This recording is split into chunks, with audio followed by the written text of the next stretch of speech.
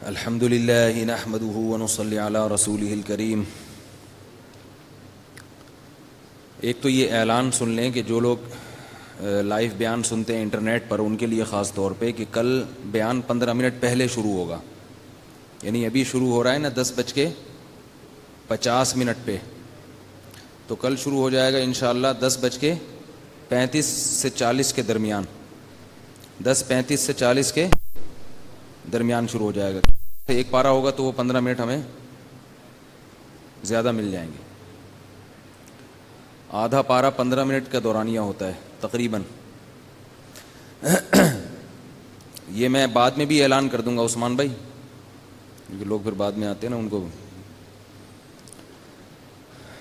نوح علیہ الصلاۃ والسلام کا واقعہ میں کل بیان کر رہا تھا، آج بھی سورت میں نوح علیہ السلام کا واقعہ آیا۔ اللہ تعالیٰ نے آدم علیہ السلام کو بھیجا، پھر ادریس علیہ السلام، پھر نوح علیہ السلام، وہ پہلے پیغمبر تھے جو دنیا سے شرک کے خاتمے کے لیے آئے۔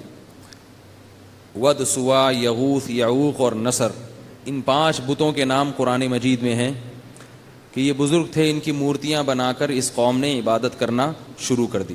بھائی بات چیت نہیں۔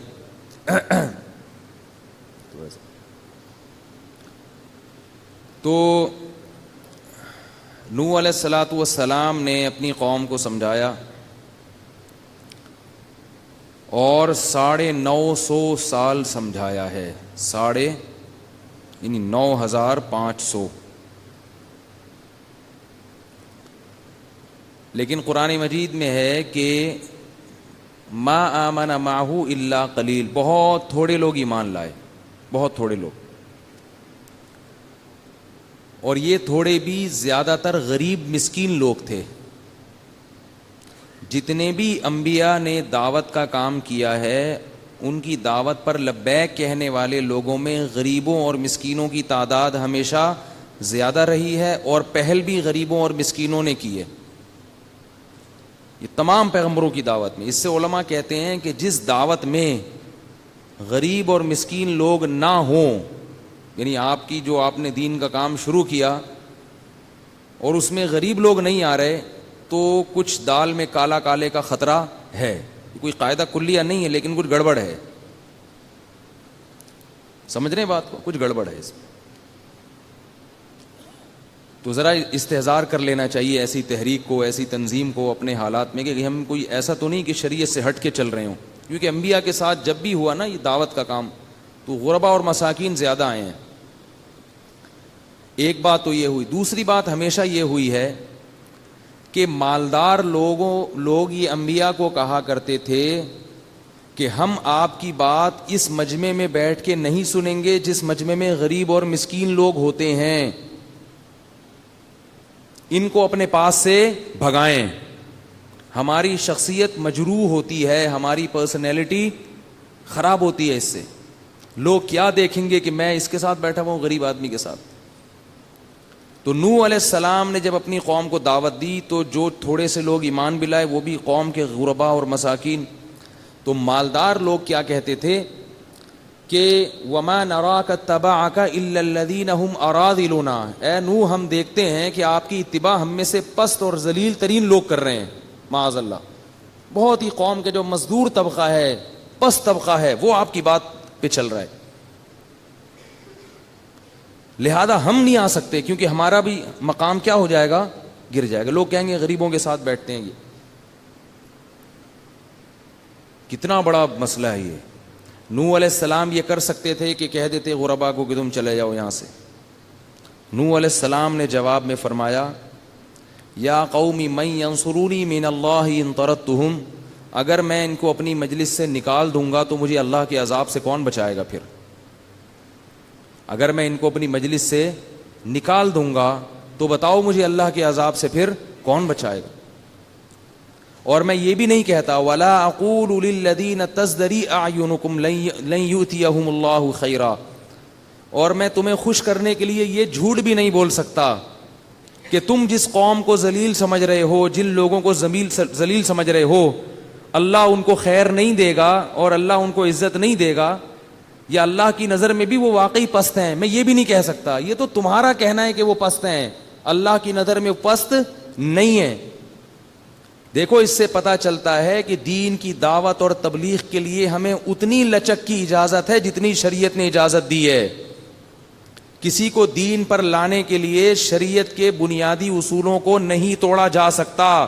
جس نے آنا ہے آئے, نہیں آنا تو بولو بھائی دفع ہو جائے, پھر نہیں آنا تو جائے جہنم میں. بیان سننا ہے,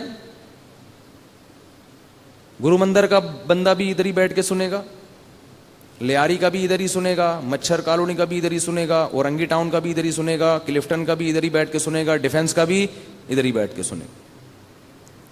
یہ نہیں ہو سکتا کہ ڈیفنس والوں کے لیے ادھر, گرین کارڈ والوں کے لیے یہاں ادھر آئیں آپ, اور مچھر کالونی والے وہ ادھر پیچھے پیچھے جا کے بیٹھے, گولے گنڈے والے جتنے بھی ہیں وہ ادھر جا کے بیٹھے. انبیاء کی دعوتوں میں یہ فرق نہیں ہوتا. یہ تو دنیا کا ایک نظام ہے, کوئی اونچا ہے کوئی زیادہ ہے. قیامت کے دن سب برابر ہو جائے گا حساب کتاب, دولت مند بھی غریب بھی سب ایک جیسے. قبر میں جا کے دیکھو نا, قبر میں پتہ چلتا ہے کہ جو دفن ہوا ہوا یہ کوئی کرنل تھا, بریگیڈیئر تھا یا چپڑاسی تھا, پتہ چلتا ہے. اندر جا کے سب کیا ہوتے ہیں, برابر. اس کا یہ مطلب نہیں ہے کہ جو عزت دار ہے اس کو عزت نہیں دینی چاہیے. عام معاملات میں نبی صلی اللہ علیہ وسلم نے فرمایا جب کسی سے ملو تو انزل الناس منازلہم, جو جس کیٹیگری کا آدمی ہے اس کو اس سے حساب سے ملو. عزت دار آدمی کو زیادہ عزت دینی پڑے گی, جو کم عزت والے ہیں ان کو تھوڑی بھی عزت دے دو تو وہ خوش ہو جاتے ہیں. تو یہ مطلب نہیں ہے کہ لوگوں کے مراتب میں فرق نہیں کرنا, لیکن جب دین کی عمومی بات ہوگی, عمومی دعوت ہوگی تو اس میں غریب اور مالدار کا فرق نہیں ہوگا.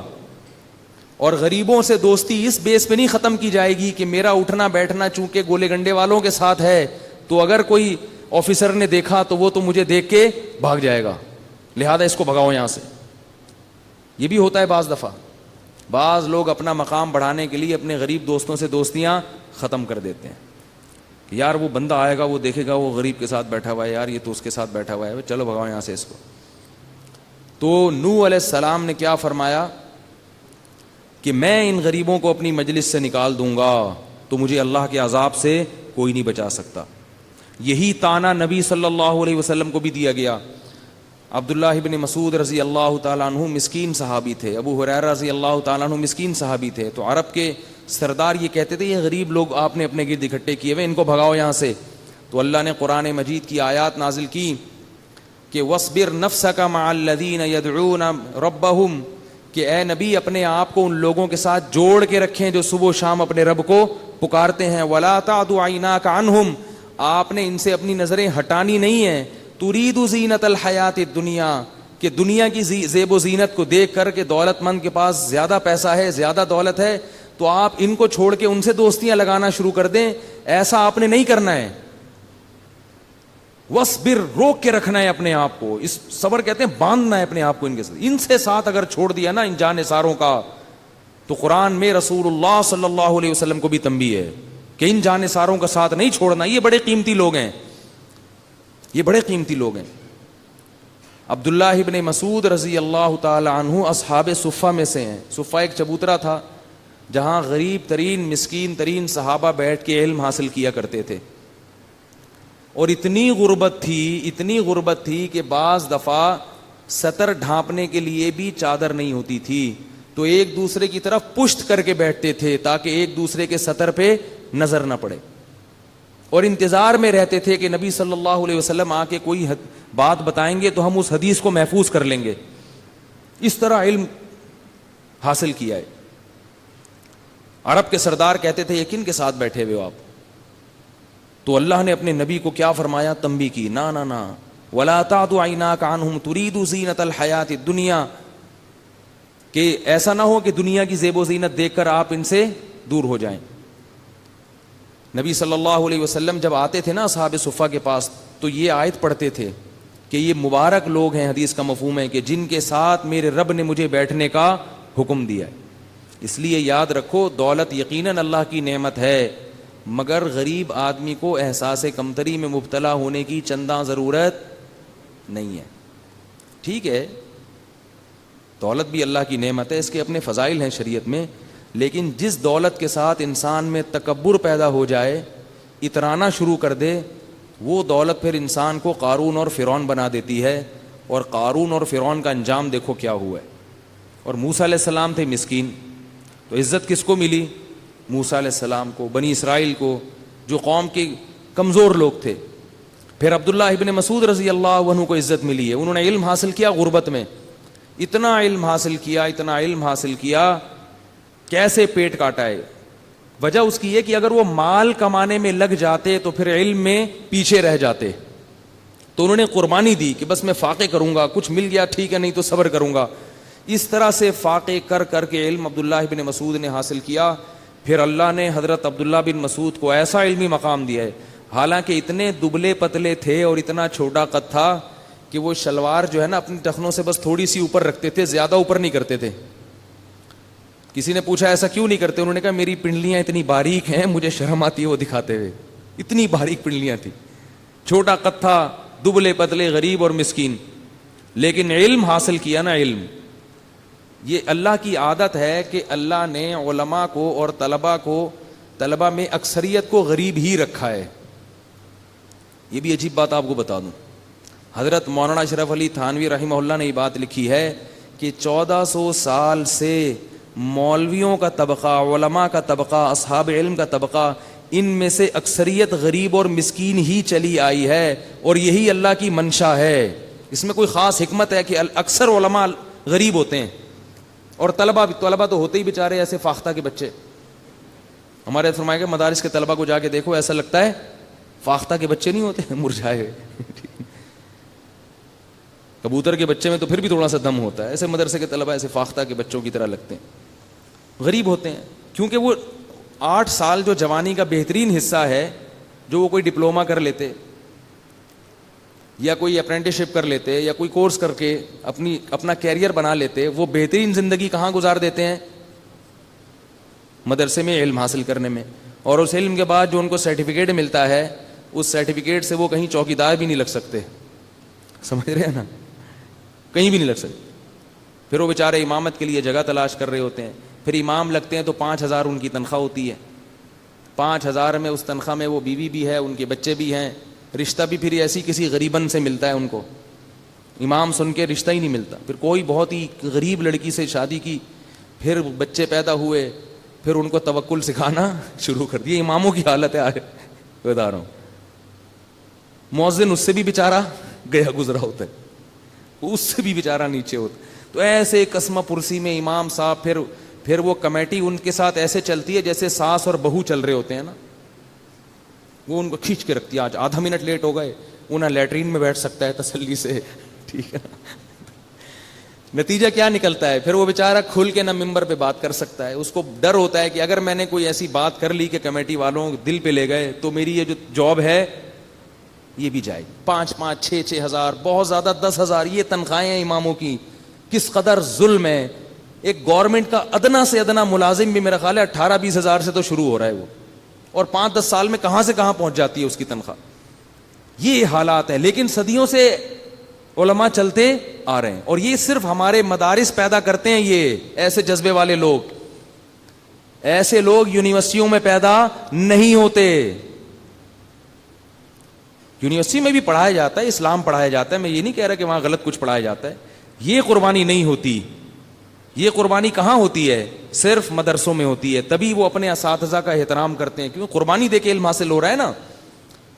اساتذہ کے ساتھ بد کلامی نہیں کرتے, بے ادبی نہیں کرتے, ایسے کلپ بنا کے نہیں ڈالتے کہ اپنے اکابر پر کیچڑ اچھالا جا رہا ہو. میں آج دیکھتا ہوں کچھ نوجوان لڑکے ہیں, مسائل بیان کرتے ہیں یوٹیوب پہ.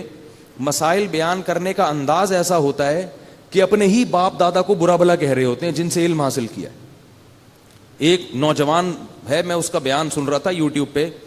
وہ ایک مسئلے میں اس نے اختلاف کیا اپنے بڑوں سے. کہہ رہا ہے میں یہ مسئلہ بیان کر رہا ہوں, چاہے یہ مسئلہ سن کے کسی کے پیٹ میں مروڑ ہوتا ہے تو ہوتا رہے. حالانکہ مجھے پتا ہے اس کے جتنے اکابر ہیں ان کی رائے اس کے خلاف ہے. تو مطلب کیا ہوا کہ میرے بزرگوں کے پیٹ میں مروڑ ہوتا ہے تو میں نے کہا یہ تمیز ہے اس کو. ایسے علم کا کیا کرنا ہے بھائی کہ جس میں بھائی آپ یہ بھی تو کہہ سکتے ہو کہ میں یہ مسئلہ بیان کر رہا ہوں, بلکہ ہونا تو یہ بھی بے ادبی ہے کہ آپ اپنی رائے کو اپنی بزرگوں کی رائے کے خلاف کر کے پیش کریں. اگر رائے ہے اور آپ تحقیق کے اہل ہیں تو پھر آپ یوں کریں کہ بعض حضرات کی یہ تحقیق ہے جو کہ صحیح معلوم ہوتی ہے، ایسے اپنے اساتذہ پہ ایسے کیچڑ اچھال لو، ان کے پیٹ میں مروڑ ہوتا ہے تو ہوتا رہے یہ الفاظ ہیں یار، یہ چیزیں کلپ بن کے جا رہے ہیں. پھر وہ جب اپنے ابا دادا کو نہیں چھوڑا تو وہ جو پرانے لوگ ہیں ان کو کہاں معاف کریں گے. پھر کبھی ابو حنیفہ رحمۃ اللہ علیہ پہ کیچڑ اچھال رہے ہیں، کبھی امام شافعی پہ کیچڑ، شافعی نے یہ بولا، ابو حنیفہ نے یہ بولا، اس طرح سے ان کے انداز کلام ہے. تو یہ علم جو حاصل ہوتا ہے نا، دنیا کے علم اور دین کے علم میں فرق ہے. بلکہ دنیا کا علم بھی جو ادب تمیز کے ساتھ حاصل ہوتا ہے، اساتذہ کا احترام کے ساتھ حاصل ہوتا ہے، اس میں بھی برکت ڈالتے ہیں اللہ تعالیٰ. اگر آپ دنیا کا علم بھی حاصل کر رہے ہیں تو اپنے اساتذہ کا احترام اگر کریں گے تو دیکھو اس علم میں بھی اللہ نور پیدا کر دیتے ہیں. میں نے ایک باڈی بلڈر کو دیکھا، وہ مسٹر کراچی بنا تھا، بلکہ مسٹر پاکستان، پرانی بات ہے. میں نے اس سے پوچھا کہ یار تم کیوں یہ مسٹر پاکستان بن گئے، کیسے بن گئے؟ تو اس نے مجھے بتایا کہ میرے اندر صرف ایک کوالٹی تھی کہ مجھے جو باڈی بلڈنگ سکھاتا تھا نا استاذ، میں اس کا احترام کرتا تھا بس. کہہ رہے جو لڑکے آتے تھے نا تو وہ ہمارا استاذ ایک کبھی کبھار چپت بھی لگاتا تھا، تو لڑکے غصہ کرتے تھے کہ ہاتھ کیوں اٹھا رہے ہو ہم پہ، یوں تکبر کر کے بھاگ جاتے تھے بہت سارے. یہ چونکہ ذرا خاندانی آدمی تھے، ان کے گھر میں یہ سکھایا گیا تھا کہ جو بڑا ہوتا ہے وہ بہرحال بڑا ہوتا ہے. یہ تو چیزیں تو گھر میں سکھائی جاتی ہے نا. آج کل گھر میں پتہ ہے کیا سکھایا جاتا ہے؟ الٹا سکھایا جاتا ہے. اگر چچا آ کے بھتیجے پہ کو ڈانٹ لگائے تو باپ اپنے بیٹے کے سامنے اپنے بھائی کو ڈانٹتا ہے کہ میرے بیٹے پہ ہاتھ کیوں اٹھایا تم نے. تو بیٹے کو چچا کا گستاخ بنایا کہ نہیں بنایا؟ حالانکہ ہونا یہ چاہیے کہ اگر آپ کو برا لگا بھی ہے اس وقت کچھ نہ کہیں، بیٹے کو یہی سکھائیں کہ بھئی یہ تمہارے چچا ہیں، شکر کرو ڈانٹا ہے، میرا تو خیال تھا کہ 2 ہاتھ لگنے چاہیے تھے تمہارے. الگ سے پھر اس کو سمجھا دیں کہ یار تھوڑا ہاتھ ہلکا رکھا کرو، زیادہ سختی ہو رہی. یہی مائیں بھی کرتی ہیں. خاندان کا کوئی دوسرا بڑا پھپھو، چچا، ممانی، خالہ آگے اگر بچے کو تنبیہ کریں، آپ کون ہوتے ہیں ہمارے بچوں کو بولنے والے؟ تو بچے کو کیا بنا رہے ہیں؟ بے ادب، گستاخ. تو جب بچہ چچا، ماموں، خالہ کا بے ادب بنے گا تو پھر ماں اور باپ کا بھی بنے گا. وہ با ادب بنے گا تو سب کے لیے بنے گا. تو وہ بلڈر کہتے ہیں کہ ابا دادا نے ادب تمیز سکھائی ہوئی تھی.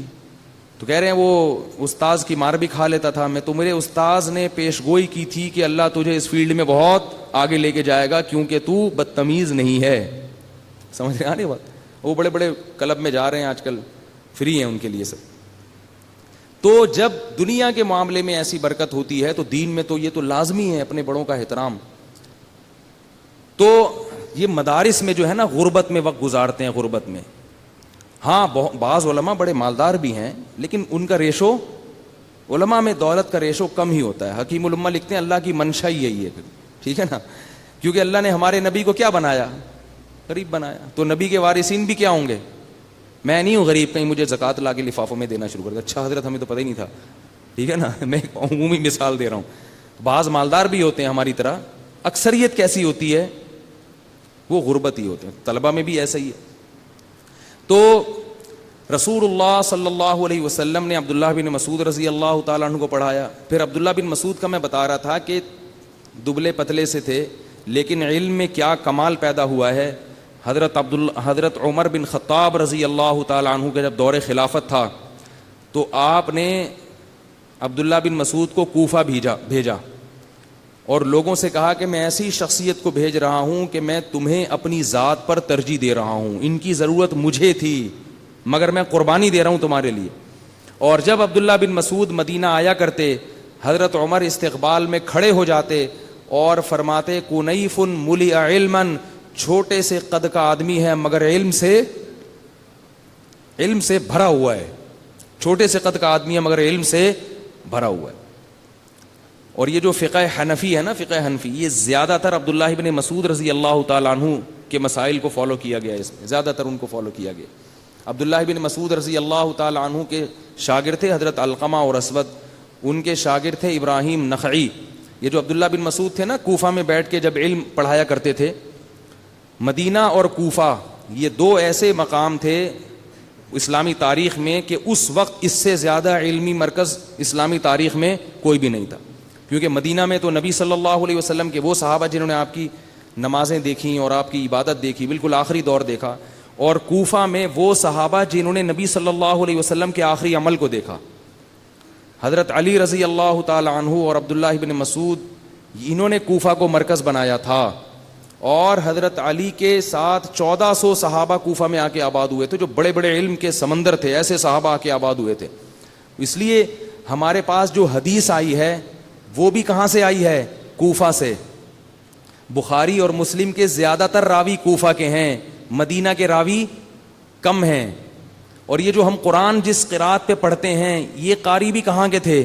کوفہ کے تھے. اور یہ قرات بھی عبداللہ بن مسعود رضی اللہ عنہ کی قرات مشہور ہوئی ہے دنیا میں, کیونکہ حدیث میں آتا ہے کہ جس نے قرآن سیکھنا ہو عبداللہ بن مسعود سے سیکھے, او کما قال صلی اللہ علیہ وسلم. تو یہ جو کوفہ تھا نا, یہ بہت بڑا علم کا مرکز تھا. اس کوفہ میں عبداللہ ابن مسعود رضی اللہ تعالی عنہ جس مسجد میں بیٹھ کے درس قرآن دیا, لوگوں کو حدیث پڑھایا کرتے تھے اور فقہ کے مسائل پڑھایا کرتے تھے, تو اسی مسجد میں ان کے انتقال کے بعد لوگوں نے یا تو حضرت علقمہ کو یا اسود کو, مجھے صحیح طرح یاد نہیں, ان دونوں میں سے کسی کو نائب بنا دیا ان کا, اور ان کے انتقال کے بعد حضرت ابراہیم نخعی کو بنا دیا اسی مسجد میں. ان کے انتقال کے بعد ان کے جانشین بنے حماد الکوفی, اور ان کے بعد امام ابو حنیفہ اسی جگہ پہ بیٹھ کے درس دیا کرتے تھے. اور علامہ ابن تیمیہ رحمۃ اللہ علیہ فرماتے ہیں کہ فتویٰ نویسی میں, یعنی مسائل کا علم میں, فقہی مسائل ہوتے ہیں نا, حلال حرام, جائز ناجائز, اس فن میں جتنی شہرت اللہ نے عبداللہ بن مسعود کے شاگردوں کو دی تھی اتنی شہرت کسی اور کو نہیں ملی ہے. تو اس سے پتہ چلتا ہے کہ امام ابو حنیفہ رحمۃ اللہ علیہ کو جو فقہ میں اتنی زیادہ مہارت حاصل ہوئی ہے نا, اس میں کس کی تربیت کا دخل تھا, کس کی برکات تھیں؟ وہ عبداللہ ابن مسعود رضی اللہ تعالیٰ عنہ کی اور حضرت علی کی کے شاگردوں کی برکات تھیں. خیر, میں اب اصل بات کی طرف آتا ہوں. تو نوح علیہ الصلاۃ والسلام کی قوم نے کیا کہا کہ ان غریبوں کو اپنی مجلس سے نکالو. نوح علیہ السلام نے کہا یہ نہیں کر سکتا میں. یہاں ایک اور مسئلہ بتا دوں, غریبوں کی بات چل رہی ہے, بہت سارے غریب خوش ہو رہے ہیں ماشاءاللہ, ٹھیک ہے نا, پتہ بھی چل رہا ہے آپ میں سے کون غریب ہے. جو زیادہ مسکرا رہا ہے پتہ چل رہا ہے کہ بھائی اس کو زکوٰۃ دینی چاہیے اب, ٹھیک ہے نا. تو یہاں ایک مسئلہ سن لیں کہ رسول اللہ صلی اللہ علیہ وسلم نے فرمایا بدترین ولیمہ وہ ہے جس میں صرف مالداروں کو بلایا جائے اور غریبوں کو نہ بلایا جائے. اس کا مطلب یہ ہے کہ آپ کے دوستوں میں, یعنی کہ سارے غریبوں کو بلا لیں جو دن سے دوستی بھی نہیں ہے, وہ تو اپنے ساتھ مزید طفیلی اور 3 4 اور لے کر آئیں گے نا. وہ طفیلی والا تو سنا ہے نا واقعہ آپ نے, نئے نئے لوگ ہیں, تھوڑا سا سنانے دیں یار, تراویح کے بعد لوگ تھکے ہوئے بھی بہت ہوتے ہیں نا, تو تھوڑا سا چٹکلا سنانے دیں.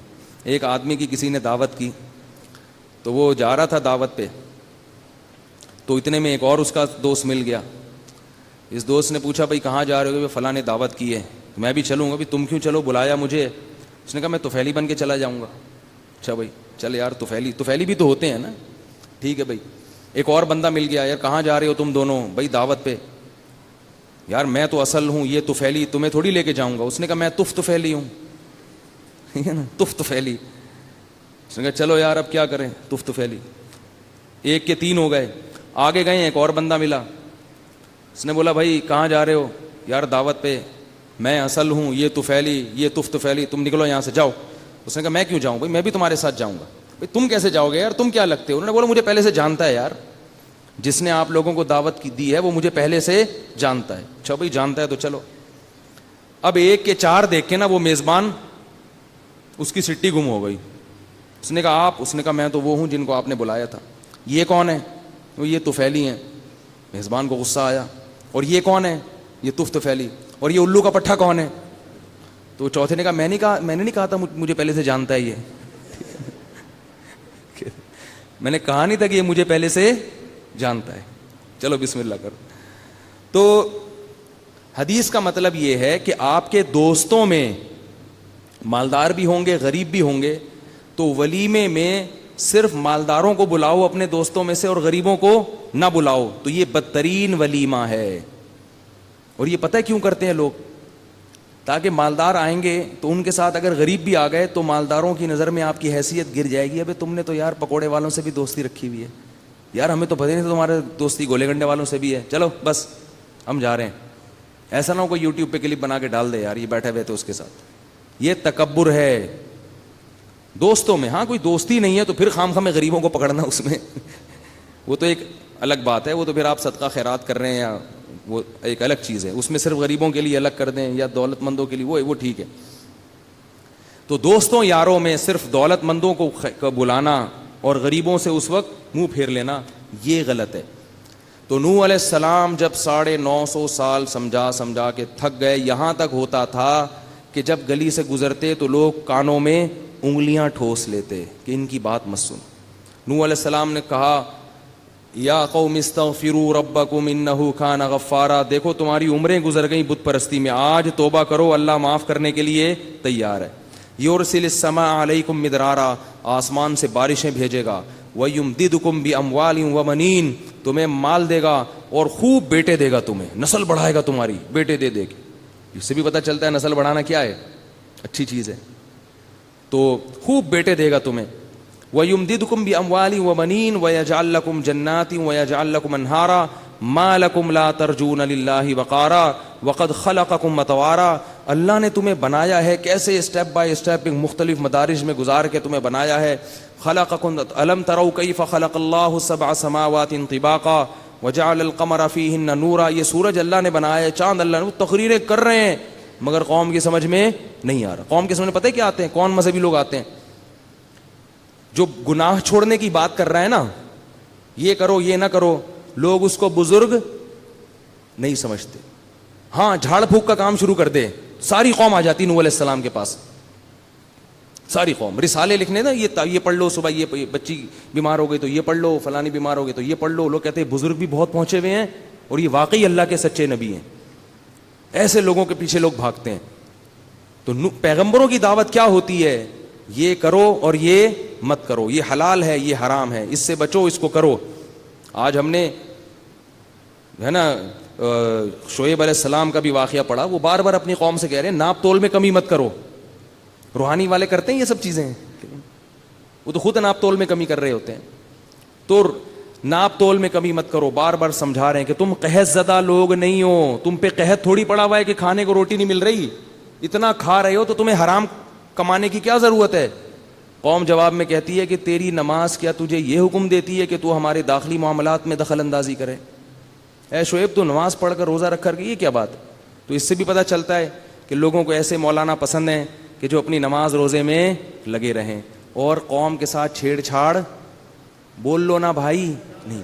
وہ یہ نہ کہیں کہ سالی کو چاہیے کہ وہ بہنوئی سے بولو بھائی پردہ کرے, وہ یہ نہ کہے کہ بھابھی کو چاہیے کہ دیور سے پردہ کرے, وہ یہ نہ کہے کہ لڑکیاں زیادہ ہیں لڑکے کم ہیں, ان خواتین کا بیڑا غرق ہو رہا ہے, مرد 2-3 شادیاں کر لے, وہ یہ نہ کہے. کیونکہ لوگوں کو کیا ہوتی ہے اس سے تکلیف, چاہے وہ لڑکیاں گھروں میں بیٹھے بیٹھے بوڑھی ہو جائیں مر جائیں, چاہے جو بیوہ ہو گئی وہ ہمیشہ کے لیے بیوہ رہ کے قبر میں اتر جائے, وہ زنا کی طرف چلی جائے, جس کو طلاق ہو گئی وہ زنا پہ آ جائے. میں جانتا ہوں ایسی عورتوں کو, شادی نہیں ہوئی زنا کے راستے پہ لگ گئی ہیں, وہ ہو گئی.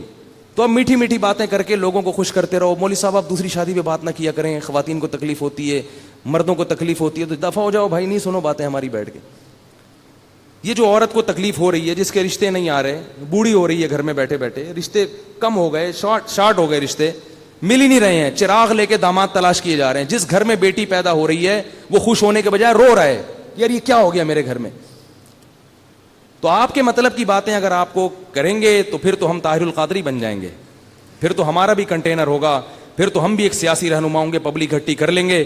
لیکن میرے بھائی اگر حق بات سننے کے لیے آتے ہو تو پھر یہ کڑوی کسیلی سننے کو ملیں گی. یہ اللہ کی باتیں, میری باتیں تھوڑی ہیں. یہ شہرت دیکھ کے کبھی متاثر نہیں ہونا چاہیے. شہرت تو فرعون کو بہت زیادہ مل گئی تھی, ٹھیک ہے نا, اور نوح علیہ السلام کو کیا شہرت ملی ہے. 950 سال دعوت دیتے دیتے کتنے آدمی آئے ہیں, 40-50, لیکن کامیاب کون ہوا؟ نوح علیہ السلام. وہ اپنی دعوت سے پیچھے نہیں ہٹے, لچک پیدا نہیں ہوئی, تھکے نہیں, اور ایک دفعہ بددعا نہیں کی ہے 950 سال میں. بڑا حوصلہ ہے بھائی. بددعا اس وقت کی ہے کہ جب اللہ نے وحی نازل کر دی, یا نوح لن یؤمن من قومک الا من قد آمن, اب ہم آپ کو اطلاع دے دیں کہ اب مزید کوئی آدمی آپ کی قوم میں مسلمان نہیں ہوگا. جب 950 سال کے بعد اللہ نے وحی نازل کی تو پھر نوح علیہ السلام کو خیال ہوا کہ بھئی جب مسلمان نہیں ہوگا تو اس کا مطلب کیا ہے کہ ان کی اولادیں بھی کافر اور جہنم میں جائیں گی. تو ان کی اولادوں کو آگ سے بچانے کے لیے ضروری ہے کہ ان کی اولادیں پیدا ہونے سے پہلے ان کو ختم کر دیا جائے. انہوں نے تو جانا ہی ہے جہنم میں. اس لیے نوح علیہ السلام نے فرمایا وَلَا يَلِدُوا إِلَّا فَاجِرًا كَفَّارًا. اے اللہ اگر یہ مسلمان نہیں ہوں گے نا تو اب تو ان کی اولاد بھی کیا پیدا ہوگی؟ کافر. تو اس اگلی نسل کو بچانے کے لیے تو کیا کر، اس قوم کو تباہ کر دے. اتنا بڑا حوصلہ. اور ہم تھوڑا سا تبلیغ میں نکلتے ہیں، 2-4 دفعہ ایک کو سمجھایا وہ نہیں آیا، ابے چھوڑو یار. ہم تو ایسے ہی کرتے ہیں نا، ابے ہوتا کچھ بھی نہیں ہے. وَذَكِّرْ فَإِنَّ الذِّكْرَىٰ تَنفَعُ الْمُؤْمِنِينَ. اللہ کہتے ہیں بات پہنچاتے رہو، کرتے رہو، کچھ نہ کچھ فائدہ انشاءاللہ ہوگا. حوصلہ نہ ہارو. تو نوح علیہ الصلوۃ والسلام نے جب تھک گئے تو پھر بد دعا کی ہے ان کے لیے. اور کیا کہ لا تجعل علی الارض من الکافرین دیارا. اے اللہ اب ان کافروں کا ایک گھر بھی زمین پہ باقی نہیں چھوڑنا. تو اللہ تعالیٰ نے پھر کیا فرمایا وَأُوحِيَ إِلَىٰ نوح. اچھا نوح علیہ السلام کی بیوی بھی کافر، اپنے گھر میں ایمان نہیں آ رہا. یہ جو لوگ تانا دیتے ہیں نا لوگوں کو، ابے پہلے اپنے گھر میں تو اسلام لاؤ، باقی باتیں بعد میں کرنا، یہ تانا غلط ہے. ہو سکتا ہے جو دین کی دعوت دے رہا ہو وہ اپنے گھر میں بھی کوشش کر رہا ہو، لیکن یہ کوشش کامیاب نہ ہو رہی ہو. تانے دینے بہت آسان ہے. کل کسی نے میسج بھیجا کہ سیاسی لوگوں میں کسی نے ایک سیاسی لوگوں کو کہا، اس نے پورے واقعات میسج لکھ کے بھیجا نا، کہ ایک آدمی نے سابق صدر کو کہا کہ تم چور تھے. اس نے کہا وہ جو مجھ سے پہلے آیا تھا وہ تو مجھ سے بھی بڑا چور تھا. ٹھیک ہے نا. ایک نے کہا آپ نے تو یہ کرپشن کیا، اس نے کہا وہ فلاں نے بھی تو کرپشن کی ہے. ایک نے کہا آپ نے جناب یہ کیا، اس نے بھی تو یہ کیا ہے. تو اس نے یعنی کہا کہ ہمارے ہاں جب بھی کسی پہ الزام لگتا ہے تو وہ بجائے اپنے الزام کو یا اپنی اصلاح کرنے کے دوسرے پہ اس سے بھی بڑا الزام لگا دیتا. تو جب آپ کسی کو دعوت دیں گے تو بجائے اس کے کہ وہ آپ کی بات سنے، دین پہ آنے کی کوشش کرے، وہ آپ کے عیوب تلاش کرنا شروع کر دیتا ہے. کہتے ہیں ابے تم اپنے گھر کو تو دیکھو پہلے، ابے تم یہ تو دیکھو، ہمیں سمجھا رہے ہو، تمہارے گھر میں تو. ایک صاحب تبلیغ میں نکلے ہوئے تھے، ایک شخص نے مجھے کہا کہ یہ مجھے دعوت دے رہے ہیں، ان کی اپنی بیٹی تو پردہ نہیں کرتی. تو میں نے کہا بھائی ہو سکتا ہے اس کو بھی دعوت دیتے ہو، نہیں مانتی ہو، تو بدگمانی کرنے کی کیا ضرورت ہے بھائی. تو نوح علیہ السلام کی بیوی بھی کافر اور ان کا بیٹا بھی کافر. تو گھر میں تو نہیں آیا نا دین. اب یہ تھوڑی کہہ سکتے ہیں کہ بیوی کی تربیت کی کوشش نہیں کی ہوگی انہوں نے، یا اولاد کی تربیت کی کوشش نہیں کی ہوگی. جو پیغمبر کے بارے میں یہ سوچے کہ انہوں نے اپنی بیوی اور بچوں کی تربیت کی کوشش نہیں ہوگی، وہ تو اسلام سے خارج ہے. کیونکہ پیغمبروں میں یہ عیب نہیں ہوتا کہ وہ اپنے گھر کو چھوڑ دیں اور پوری دنیا کی فکر کریں. گھر کی بھی فکر کر رہے تھے، دنیا کی بھی فکر کر رہے تھے. اور یہ جو کہتے ہیں نا لوگ کہ پہلے اپنا گھر صحیح کر لو اس کے بعد باہر آنا، یہ بھی غلط ہے. اس کے چکر میں تو گھر اگر صحیح نہ ہوا تو باہر بھی نہیں ہوگا کام. تو بھائی سارے کام کرتے رہو بیٹھ کے. یہ جو ہوتا ہے نا پہلے یہ ہو جائے پھر یہ ہو جائے، پہلے والے کچھ نہیں، سارے کام ساتھ شروع کرنے ہیں. اس میں جس کی قسمت میں ہدایت ہوگی مل جائے گی، نہیں ہوگی تو نہیں ملے گی. تو نوح علیہ الصلوۃ والسلام کی بیوی بھی مسلمان نہیں اور بیٹا بھی نہیں. تو اللہ تعالیٰ فرماتے ہیں ہم نے پھر جب نوح علیہ السلام نے بد دعا کی ہے تو ہم نے نوح علیہ الصلوۃ والسلام کو وحی کی کہ وَاصْنَعِ الْفُلْكَ بِأَعْيُنِنَا وَوَحْيِنَا. اے نوح اب ہم آپ کو سکھائیں گے کشتی بنانا. آپ کشتی بنانا شروع کر دیں. بہت بڑی کشتی تیار کرنا شروع کر دی اور سارے ایمان والے ان کے ساتھ مل گئے. قرآن کی آیت سے پتہ چلتا ہے کہ اللہ نے سکھایا ان کو یہ علم کہ ایسے بنانا ہے. اتنی بڑی کشتی جس میں سب بیٹھ جائیں جو ایمان والے، اور جتنے دنیا میں جانور موجود ہیں خشکی کے ان سب کے ایک ایک جوڑا اللہ نے فرمایا کہ اس میں رکھ لو. یہ جتنے آج جانور دنیا میں ہمیں ملتے ہیں نا خشکی کے، یہ سارے نوح علیہ السلام کی کشتی میں سوار ہوئے ہیں سوائے فارمی مرغی کے. اس کا پتہ نہیں نسب کہاں سے شروع ہو رہا ہے واللہ عالم. دیسی مرغیاں جتنی ہیں نا ان کے ابا وہ جو مرغا تھا وہ ایک نوح علیہ السلام کی کشتی میں موجود تھا، اور مرغی بھی نوح علیہ السلام کی کشتی میں موجود تھی. گائے بھی، بیل بھی، بھینس بھی، شیر بھی، پتہ نہیں کیا کیا ہوگا جو بھی جنگل کے جانور تھے. تو نسل بچانے کے لیے اللہ نے کہا سب کو شامل کر لو. اور پھر قرآن کہتا ہے کلما مر علیہ ملأ من قومہ سخروا منہ. جب بھی لوگ گزرتے تو مذاق اڑاتے کہ نہ کوئی سمندر ہے نہ کہیں دریا ہے اور تیار کیا ہو رہا ہے؟ کشتی. تو نوح علیہ السلام اور ایمان والے کہتے ان تسخروا منا فإنا نسخر منکم کما تسخرون. آج تم ہمارا مذاق اڑا رہے ہو، ان قریب ہم کل تمہارا مذاق اڑائیں گے کہ تم نے ایک پیغمبر کی قدر نہیں کی اور ان کی باتوں کو تم نے جھٹلایا، ان کی دعوت پر تم نے لبیک نہیں کہا، کہ تم بدبخت ہو۔ اللہ فرماتے ہیں حتیٰ اذا جاء امرنا، جب ہمارا حکم آ گیا، فارت النور، زمین میں جتنے سوراخ تھے نا ان سے پانی ابلنا شروع ہو گیا۔ یہ واحد طوفان تھا جو پوری دنیا میں آیا ہے، واحد طوفان تھا جو پوری دنیا میں تباہی ہوئی ہے، اور کسی ایک انسان کو بھی اللہ نے زندہ نہیں چھوڑا تھا، واحد۔ اس کے بعد ایسا عذاب پوری دنیا پہ کبھی بھی نہیں آیا۔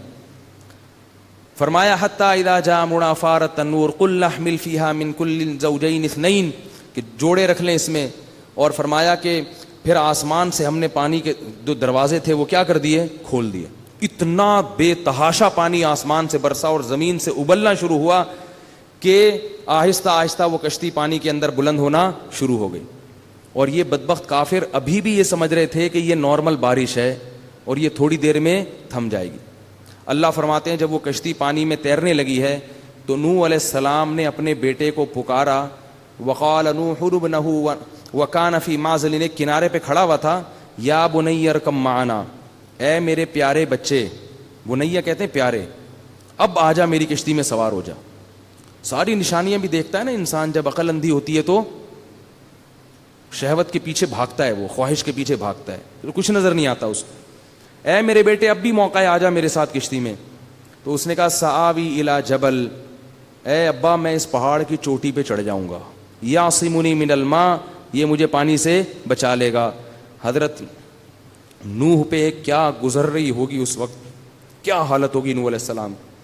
انسان کو اپنی اولاد سے کتنی محبت ہوتی ہے، وہ یہ بھی دیکھ رہے ہیں کہ یہ ڈوبنے والا ہے، اور یہ بھی دیکھ رہے ہیں کہ جہنم کی آگ میں داخل ہونے والا ہے۔ کیا جذبات ہوں گے نوح علیہ السلام کے اس وقت۔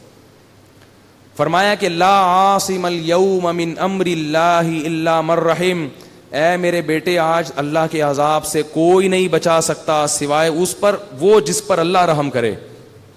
لیکن بیٹے کی سمجھ میں نہیں آیا۔ قرآن کہہ رہا ہے وحال بینہم الموج، ایک بہت بڑی لہر آئی ہے، فکان من المغرقین، اور ان کے بیٹے کو اس نے غرق کر دیا۔ اللہ فرماتے ہیں پھر آسمان جب جو ہے نا وہ کشتی پانی کے اندر تیرنے لگی ہے اور سارے انسانوں کو اللہ نے ہلاک کر دیا، تو اللہ فرماتے ہیں وقیل یا ارض ابلعی ماءک، اے زمین اپنے پانی کو نگل جا۔ یہ نگلنے کا لفظ استعمال کیا، جذب کرنے کا نہیں، کیونکہ اتنا پانی اکٹھا ہو چکا تھا کہ اگر وہ نارمل کنڈیشن میں جذب ہونا شروع ہوتا تو مہینے لگ جاتے، اس میں سال لگ جاتے۔ تو اللہ فرماتے ہم نے کہا نگلنا شروع کر، جیسے سک کرنا کہتے ہیں نا، اس کو کھینچ لے زمین اس پانی کو۔ وَيَا سَمَاءُ أَقْلِعِي، یہ بھی قرآن کی بلاغت ہے، اے آسمان اس پانی کو اکھاڑ دے، کیونکہ اتنا پانی برس رہا تھا کہ ایسا لگتا تھا یہ پانی آسمان سے چپکا ہوا ہے، گویا اس کو ہٹانا پڑے گا، اکھاڑنا پڑے گا، یہ بلاغت ہے قرآن کی۔ وَيَا سَمَاءُ أَقْلِعِي، اے آسمان اس پانی سے اپنا تعلق ختم کر دے، تھم جا، رک جا، اور اے زمین اس پانی کو نگل لے۔ اللہ فرماتے ہیں وَغِيضَ الْمَاءُ وَقُضِيَ الْأَمْرُ، اللہ فرماتے ہیں ہم نے فیصلہ مکمل کر دیا، جس قوم کو تباہ کرنی تھی اس کو کر دیا۔ وَقُضِيَ الْأَمْرُ وَاسْتَوَتْ عَلَى الْجُودِ، اور وہ جب پانی آہستہ آہستہ کم ہوا ہے تو کشتی ایک جودی پہاڑ پہ جا کے ٹھہر گئی۔ اس وقت نوح علیہ السلام نے اللہ سے دعا مانگی، اے اللہ میرا بیٹا میرے اہل و عیال میں تھا، تو نے وعدہ کیا تھا کہ میرے اہل و عیال کو تباہ نہیں کرے گا۔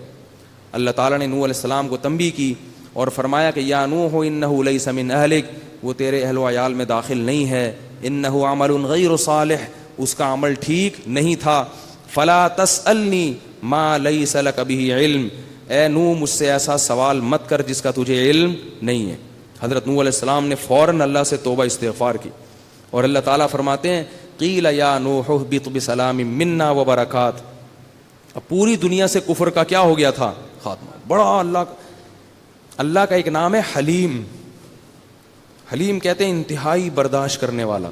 کتنا برداشت کیا اللہ نے، 950 سال کم ہوتے ہیں، 1000 سال تک برداشت کیا، پھر بھی اللہ کھلاتے رہے کھلاتے رہے کھلاتے رہے کھلاتے رہے، کتنا برداشت کیا۔ پھر اللہ نے اس قوم کو کیا کر دیا، تباہ۔ ہمیں بھی اللہ کھلاتا رہتا ہے کھلاتا رہتا ہے، ہم نماز پڑھتے ہیں، نہ ہم رمضان کا خیال رکھتے ہیں، نہ ہم شریعت کی اطاعت کرتے ہیں، نہ ہماری عورتیں پردہ کرتی ہیں، اللہ کیا کرتے ہیں؟ برداشت، کہ موت تک مہلت دو مہلت دو، یہ ہے حلم، اس کو کہتے ہیں برداشت، بردباری۔ تو اللہ فرماتے ہیں قیل یا نوح، پھر ہم نے کہا اے نوح اہبط بسلام، اب زمین پہ اتر جاؤ سلامتی کے ساتھ، وبرکات، اور برکتوں کے ساتھ، کیونکہ اب زمین پر نہ کفر ہے نہ اللہ کی نافرمانی ہے، اور جب زمین پر نہ کفر ہو نہ اللہ کی نافرمانی ہو تو قرآن سے بھی ثابت ہے، حدیث سے بھی ثابت ہے کہ زمین اپنی برکتیں کھول دیتی ہے۔ فرمایا آپ پر بھی اور آپ کے ساتھ جو لوگ ہیں ان پر اللہ کی طرف سے کیا نازل ہوں گی؟ برکتیں۔ اور پھر اللہ نے جو نسل چلائی ہے وہ صرف نوح علیہ السلام کی چلائی ہے۔ نوح علیہ السلام کے 3 بیٹے کشتی میں سوار تھے، جن کا تاریخی کتابوں میں نام آتا ہے حام، سام اور یافث۔ یہ جو آج ہم جتنے لوگ یہاں بیٹھے ہوئے ہیں نا، یہ اسی کشتی میں سوار لوگوں کی کیا ہیں؟ نسل ہیں۔ ہم وہ خوش قسمت ہیں کہ جن کے باپ دادا نوح علیہ السلام پر وہ 40 لوگوں میں ہیں، لاکھوں میں سے وہ 40 لوگوں کی اولاد میں ہیں ہم، جن کے تبھی اللہ نے ہمیں پتہ ہے سورہ بنی اسرائیل میں کیا خطاب کیا؟ ذریۃ من حملنا مع نوح، اے ان لوگوں کی اولادوں جن کو میں نے نوح کے ساتھ کشتی میں سوار کیا تھا۔ اللہ نے ہم سے ایسے خطاب کیا ہے، ان لوگوں کی اولادوں، یعنی ان لوگوں کا مطلب نوح علیہ السلام کے جو 3 بیٹے تھے، اے ان کی اولادوں جن کو میں نے کشتی میں سوار کیا تھا نوح کے ساتھ، انہ کان عبدا شکورا، دیکھو نوح اللہ کا شکر گزار بندہ تھا تبھی کشتی میں سوار ہوا، اب تم اس راستے سے ہٹ مت جانا۔ ہمیں جو زندگی ملی ہے، نسل ملی ہے، یہ نوح علیہ السلام اور ان کے ساتھ جو ان کے بیٹے ایمان لائے تھے ان کے ایمان کی برکت سے ملی ہے ہمیں، اگر وہ بھی کافر ہوتے تو ہم پیدا نہیں ہوتے۔ تو اللہ فرماتے ہیں جیسے ان کو میں نے بچایا نا، اب تم اس راستے سے ہٹ کے نوح علیہ السلام کی جو مخالف قوم تھی، جو ان کی بات نہیں مان رہی تھی، ان کے راستے پہ نہ چل جانا۔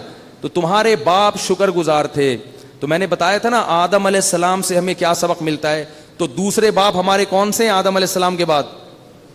دونوں باپ ہمارے بڑے اچھے، کیا خیال ہے بھائی؟ جہاں ہم سب جا کے مل جاتے ہیں، باقی جو ابا ہیں وہ میرے ہوں گے آپ کے نہیں ہوں گے، آپ کے ہوں گے میرے نہیں ہوں گے، ان کے ہوں گے اس کے نہیں ہوں گے، یہ 2 ابا ایسے ہیں جو میرے بھی ہیں اور آپ کے بھی ہیں، آدم علیہ السلام اور کون سے؟ اور نوح علیہ السلام، یہ ہم سب کے ابا ہیں، اور یہ دونوں کی خصوصیات ہمارے اندر آنی چاہیے، اور ہمیں اس کا طعنہ ملنا چاہیے کہ اگر ہم کوئی غلط کام کریں تو لوگ ہمیں طعنہ دیں کہ تمہارا باپ ایسا نہیں تھا، تمہیں کشتی میں اس نے اس وجہ سے تھوڑی سوار کیا تھا۔ کیا خیال ہے بھائی؟ وہ تو کشتی میں اس کو جو نجات ملی تھی وہ تو اس لیے کہ شکر گزار لوگ تھے، تو تم بھی انہی کے راستے پہ چلو۔ تو یہ اس میں اور بھی ہمیں اسباق ملتے ہیں، انشاءاللہ پھر میں کل بیان کروں گا، وقت کافی لمبا ہو گیا ہے۔ تو خلاصہ پورے قرآن کا یہی ہے بھائی، مرد بھی اللہ کی نافرمانی چھوڑیں اور عورتیں بھی، جس کام کو اللہ نے بول دیا غلط تو بس اس کے پیچھے نہ جاؤ، اور جس کام کو کہہ دیا کہ کرنا ہے تو اس کام کو لازمی کرنا ہے، اور جہاں کوتاہی ہو جائے توبہ کر لے انسان۔ تو یہ پورے قرآن کا خلاصہ ہے۔ اللہ تعالیٰ سمجھنے کی عمل کی توفیق عطا فرمائے۔ کل بیان جو شروع ہوگا وہ کب ہوگا؟ 10:35 یا 30 35 40 کے درمیان شروع ہوگا، یعنی آج جتنے بجے شروع ہے اس سے 15 منٹ پہلے شروع ہوگا۔ اللہ تعالیٰ سمجھ